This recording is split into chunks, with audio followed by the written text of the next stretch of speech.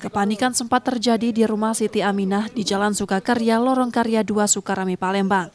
Saat tengah memasak, ia dikejutkan dengan kemunculan 2 ekor biawak berukuran sekitar 1 meter yang tiba-tiba merayap masuk ke dapur melalui saluran air di samping rumah. Lagi masak di dapur. Nah, Om lagi ngulin di sana. Nah, langsung dia nih naik dari parit ini. Nah, Om itu tepuk-tepuk takut. Jadi kapan aku jengok Om tuh takut masuk. Aku lagi goreng tahu. Nah, sudah tuh deret-deret 2 ekor. Takut tolong. Nah, langsung dia masuk kamar mandi.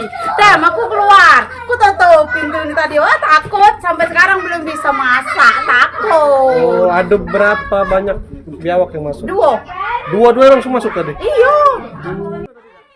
Siti berlari keluar sambil berteriak meminta pertolongan hingga akhirnya petugas pemadam kebakaran datang dan berhasil menangkap kedua biawak tersebut dengan tangan kosong. Alhamdulillah sebentar lah, sekitar kurang lebih 5 menit, 5-10 menit. Laporan awal seperti apa tadi, Kak? Laporan awalnya kami terima laporan dari warga, ada 3 ya? 2 biawak yang sudah kamar mandi. Terus proses evakuasinya? Kita ke lokasi, alhamdulillah lokasinya cepat kita selesaikan, kita langsung tangkap, alhamdulillah. Biawak di mana tadi posisinya? Di tempat masak. Ada kesulitan nggak, Pak? Alhamdulillah enggak ada. Tadi pakai apa? Alatnya Kak? Enggak, langsung pakai tangan aja.